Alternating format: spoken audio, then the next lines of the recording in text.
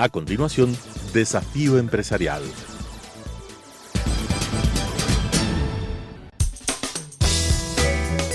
Clasificación B, bajo supervisión de un adulto.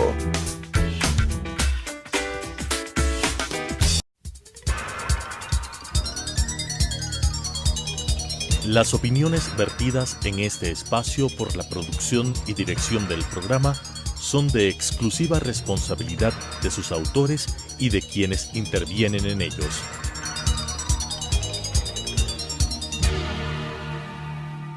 Telesucesos Canal 29 UHF presenta Desafío Empresarial, un programa para dar a conocer el mundo de la empresa y del mercado de valores, esenciales para el desarrollo del país, con la conducción de la doctora Mónica Villagómez.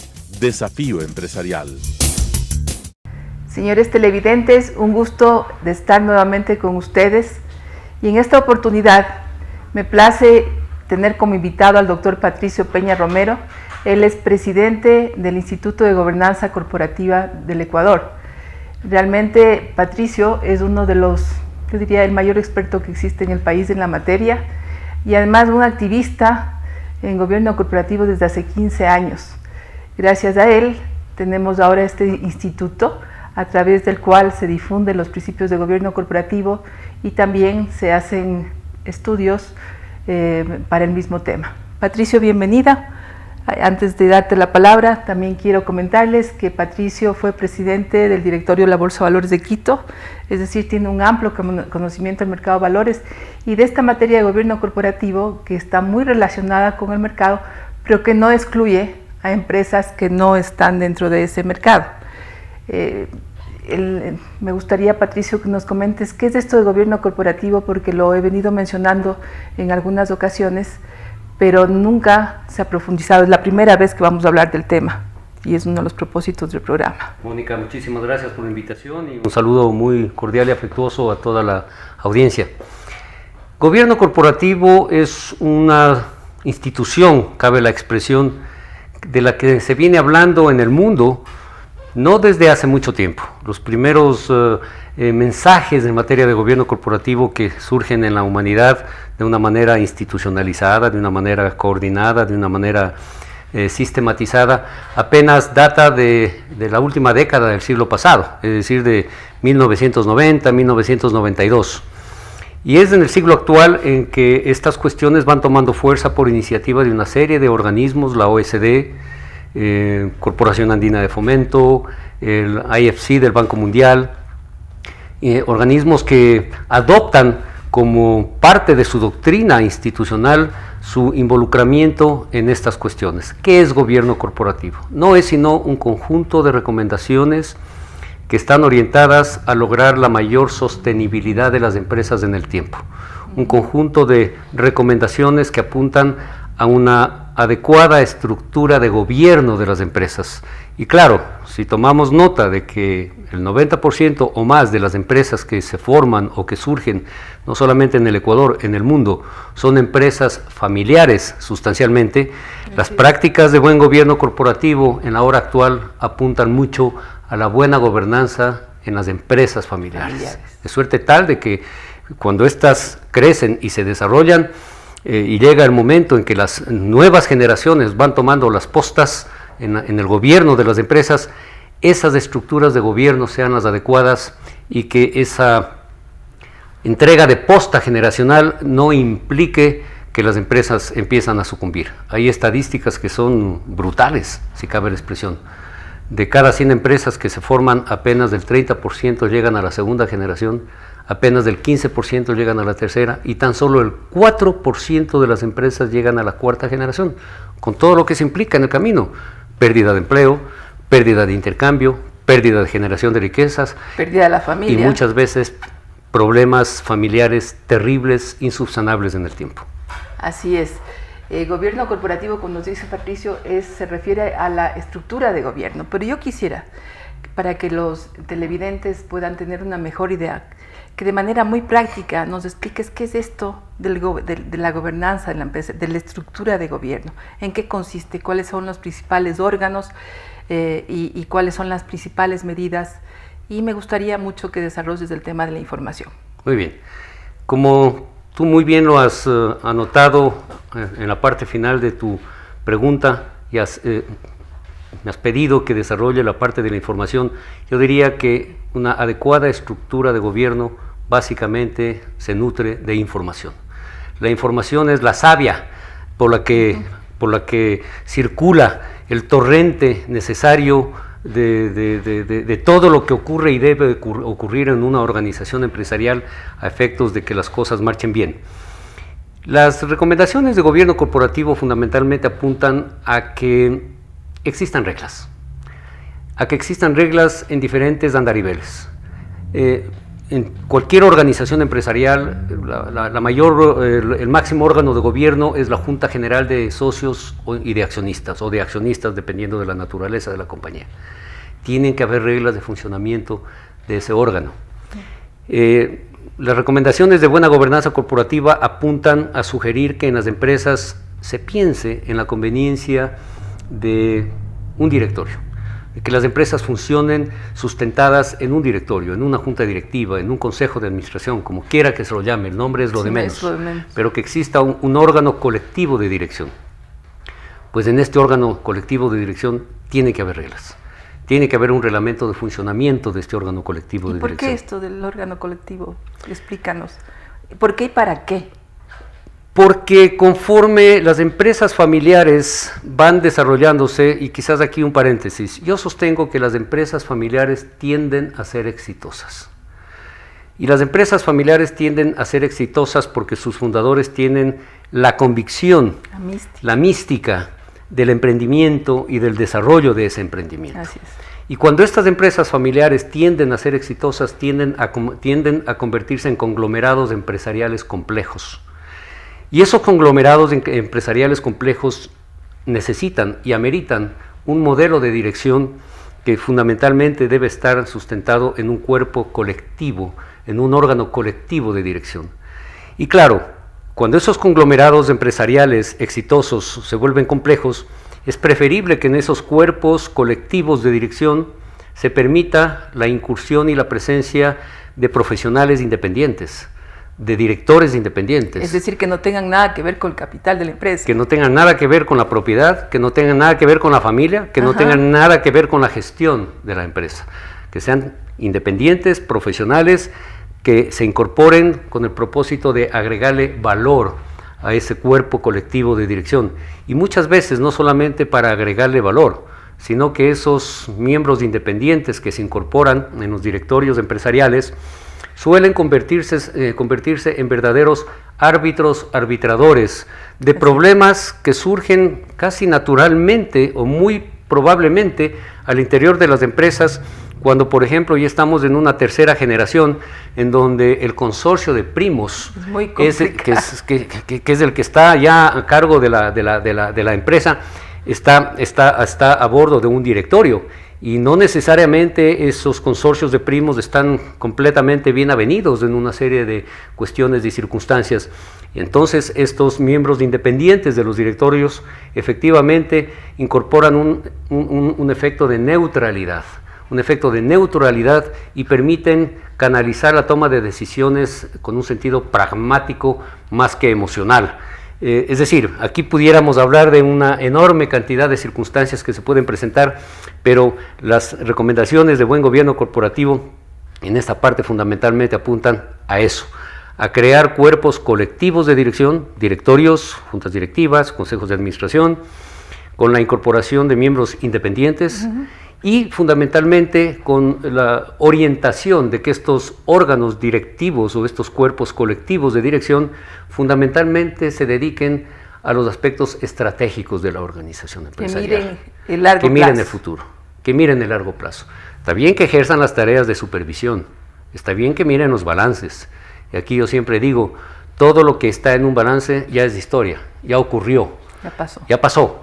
Está bien que se analice un balance, está bien que se miren los estados financieros, está bien que se analicen los presupuestos con los que está trabajando una organización empresarial, pero sobre todo estos órganos directivos tienen que estar preocupados del factor estratégico de la organización, estar preocupados de mitigar los riesgos que puede enfrentar esta organización.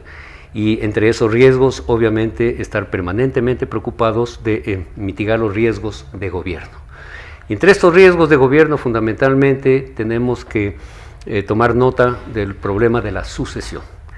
Si la sucesión en una empresa... Y aquí te interrumpo, de la sucesión, aunque no sea una empresa familiar, ¿no? En toda clase de empresa, en toda clase de organización. Así es. En toda clase de organización. Y cuando me refiero a la sucesión, obviamente no me estoy refiriendo a la sucesión patrimonial, me estoy refiriendo a la sucesión de la dirección, de la alta dirección. Una organización que no tenga concebida a la sucesión como un proceso, cuando deba enfrentar a la sucesión, no le va a quedar más remedio que encararlo como un evento. Es mejor que sea un proceso improvisado y no un evento, porque si resulta un evento, las improvisaciones estarán haciendo caldo de cultivo, ¿no es cierto? Una organización que tiene muy bien planificada la sucesión de la alta dirección es una organización que está claramente orientada a ser sostenible en el tiempo, y es una organización que va a merecer mucho más credibilidad y confianza por parte de todos aquellos que invierten recursos en la empresa.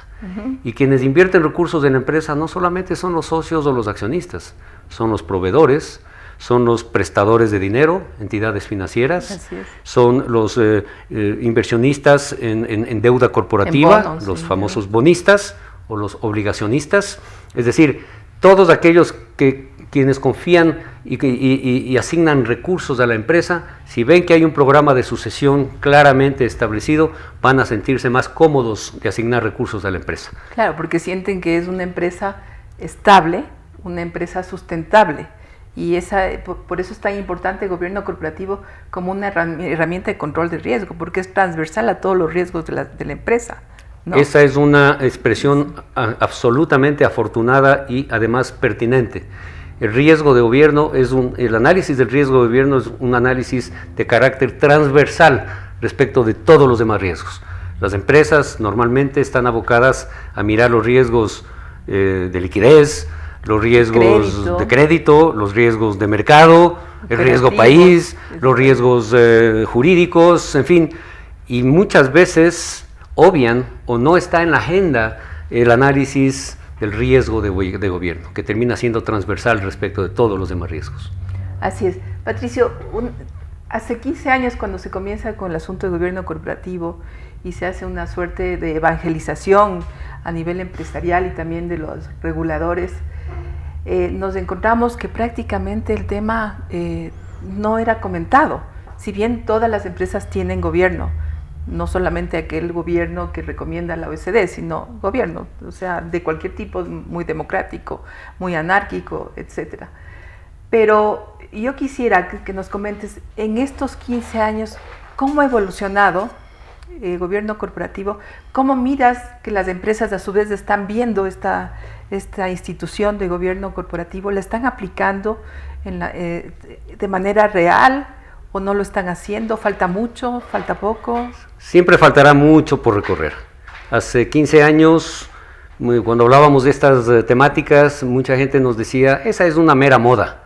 Esa es una moda empresarial como tantas que han surgido en la humanidad. Y claro, la respuesta es, bueno, si es que era una moda, llegó para quedarse. Llegó para quedarse, porque las cuestiones de gobierno corporativo son consustanciales a la organización empresarial. Consecuentemente, con el paso del tiempo y con el desarrollo bibliográfico de estas cuestiones, con la sistematización y la actualización de recomendaciones por parte de muchos entes, de muchos organismos, de muchas organizaciones, entre ellas, reitero, OECD, CAF, Banco Mundial, en fin, en otras latitudes, una enorme cantidad de organismos. Lo que ha ocurrido es que las empresas cada vez, o los empresarios cada vez han ido tomando más conciencia de la importancia y de la trascendencia de estas cuestiones.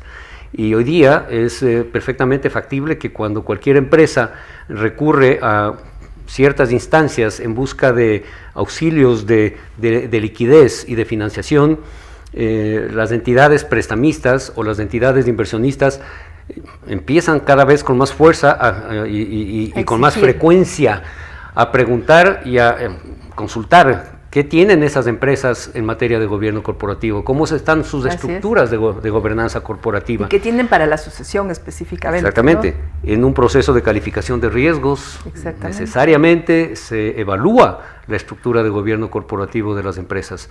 Inversionistas institucionales dispuestos a comprar obligaciones, por ejemplo, o a invertir obligaciones en una empresa, necesariamente chequean o hacen la debida diligencia respecto de cuál es la estructura de gobernanza corporativa de ese sujeto de crédito. Si una empresa quiere tocar las puertas de organismos multilaterales o de organismos de desarrollo internacionales en materia de crédito, va a perder el tiempo si es que no tiene una adecuada estructura de gobierno corporativo que presentar ante esos acreedores de carácter internacional. Bancos locales, entidades de crédito locales, ya están sumamente preocupadas de conocer a ciencia cierta cómo es la estructura de gobierno corporativo de las empresas que son sujetas de crédito aquí en el Ecuador. Es decir, es un tema que cada vez va tomando más fuerza, va calando más en la conciencia empresarial y lo que es más importante, también va calando en la conciencia académica, porque si estas cuestiones no se radican en el ambiente académico, probablemente no tengan el desarrollo científico que ameritan. La academia tiene que interesarse, como de hecho lo está haciendo, en no solamente introducir asignaturas relacionadas con materia de gobierno corporativo en sus pensums educativos, sino también deben preocuparse de la investigación y del desarrollo de estas cuestiones en el tiempo. Y estar siempre un paso más allá. A la vanguardia. A la vanguardia, un paso más allá de lo que en efecto pueda estar ocurriendo en un momento determinado. Entonces, con la mayor conciencia del empresario, con la mayor incursión o involucramiento de la academia en estas cuestiones, se avisora pues un derrotero adecuado que permita que cada vez existan más empresas sostenibles en el tiempo. Aquí tú haces una expresión bastante ejemplar, o que ejemplifica muy bien las cosas. Se trata de evangelizar en el tejido empresarial en materia de gobierno corporativo, porque esto no es una moda, definitivamente es una necesidad, es un imperativo que va a permitir que las empresas sean eficientes, más competitivas, pero por sobre todo más sostenibles en el tiempo. Indudablemente el gobierno corporativo tiene un componente ético muy fuerte, ¿no? Y yo siempre he sostenido que el gobierno corporativo es una herramienta importante que tiene el sector empresarial y que también tiene, por supuesto, el sector público para combatir la corrupción. Sí. ¿Cómo miras tú ese criterio? El buen gobierno corporativo es el aporte del sector empresarial al abatimiento de la corrupción, sin lugar a dudas, porque lo que va a caracterizar a una empresa que tenga evidencia de una adecuada estructura de gobierno corporativo es la transparencia. Es la transparencia de la información. Es una empresa que va a estar caracterizada por información de carácter simétrico hacia todos los denominados stakeholders, es decir, a todos respecto de todos quienes tienen interés en la actividad de la empresa. Va a ser una empresa caracterizada por información veraz, va a ser una empresa caracterizada por información oportuna. Entonces, esa característica, ese activo intangible de reputación que adquiere la empresa, porque es una empresa transparente, definitivamente es una contribución empresarial al abatimiento de la corrupción. Así es. Gobierno corporativo, en un inicio, cuando ya está siendo aplicado por la empresa, tiene un fuerte impacto en algo que mencionaste, que es la reputación.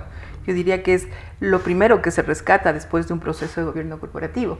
Y luego, ya en el largo plazo, se comienza a ver efectos en el valor de las acciones, también se comienza a ver efectos en el aparecimiento o las mayores oportunidades de fuentes de financiamiento, mejor costo de dinero, pero eso ya estamos hablando en un plazo mayor, ¿no? Entonces, yo creo que el gobierno corporativo reúne una cantidad de elementos que, como acabas de mencionar, son herramientas para la lucha contra la corrupción. Y de hecho, cuando nace, o más que cuando nace, cuando el gobierno corporativo renace, es a partir de las crisis mundiales en las que se vio más que crisis bursátiles, como conversaba el otro día con un invitado, lo que fue fueron crisis de gobierno corporativo. Sin duda. ¿No? El caso quizás más emblemático que podemos citar en este contexto es el caso de Enron. Claro, esto ocurrió ya hace algunos años, pero nadie puede dudar que Enron era una empresa que conocía de energía. Nadie puede discutir que el sector energético es un sector absolutamente prospectivo, rentable. Enron tenía en su estructura interna a los mejores técnicos e ingenieros eléctricos del planeta. Es decir, nadie puede decir que Enron no sabía de energía y sin embargo colapsó.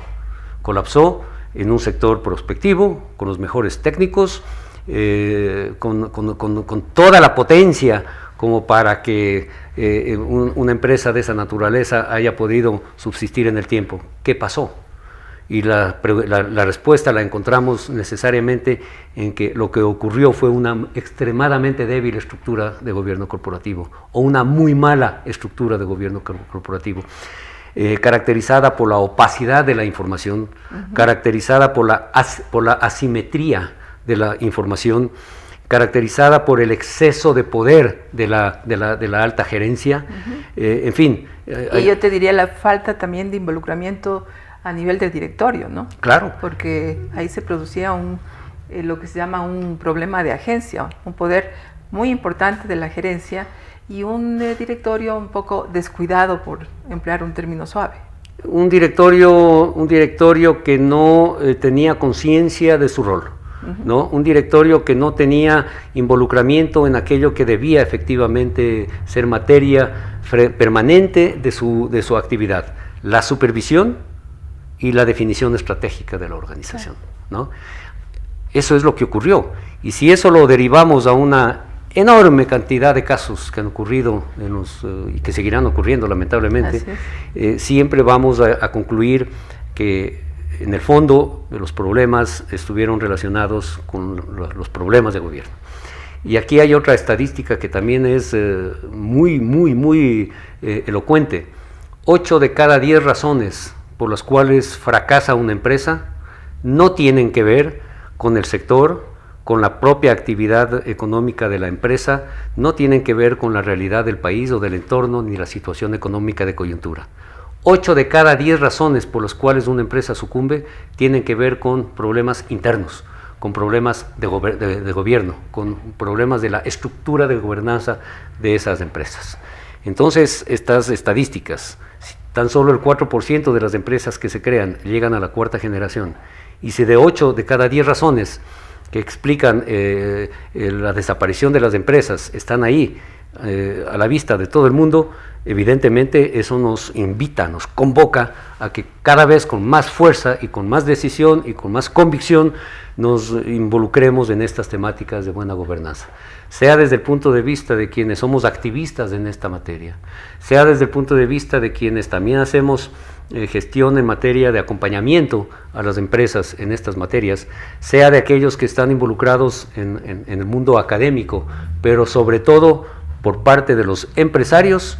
Mientras más nos involucremos, estas cuestiones van a ser mucho más puestas a disposición de los stakeholders, porque al final del día, ¿quién se beneficia de la sostenibilidad de las empresas? Los stakeholders, los empleados, trabajadores, los clientes, los proveedores, en fin, todos aquellos que tienen interés en la gestión de la empresa. Y vemos con satisfacción cómo esto se va encadenando. Las cuestiones de gobernanza corporativa también empiezan a formar parte de las cadenas de valor de las organizaciones empresariales.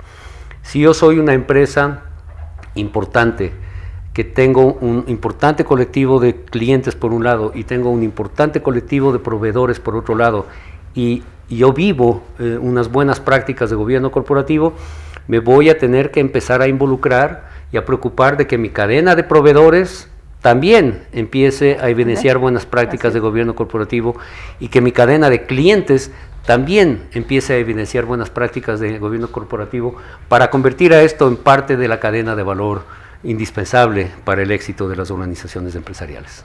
Así es, Patricio, realmente en una pastilla has logrado explicar para el público lo que es gobierno corporativo. Para finalizar, yo creo que sí lo hiciste. Para finalizar, una pregunta. ¿Gobierno corporativo es solamente para la empresa privada? No. Gobierno corporativo es para toda clase de organización. Ya. En donde existe organización, existe gobierno. Es mejor que exista buen gobierno. Un buen gobierno, buenas prácticas. Buenas prácticas. Perfecto. Mil gracias, Patricio. Realmente es un placer conversar contigo de este y de otros temas. Era importante que alguien como tú venga a explicar lo que es gobierno corporativo, porque desde el día de hoy vamos a iniciar una etapa de conversación con los televidentes respecto a esta materia y respecto a la materia de empresas familiares. Muchísimas gracias a todos ustedes por su atención. Gracias, Patricio. Muchas gracias. Nos veremos la próxima semana. Las opiniones vertidas en este espacio por la producción y dirección del programa son de exclusiva responsabilidad de sus autores y de quienes intervienen en ellos.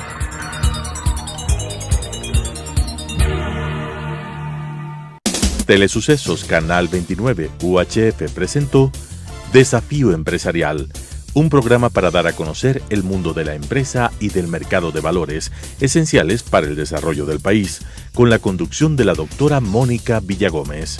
Desafío Empresarial.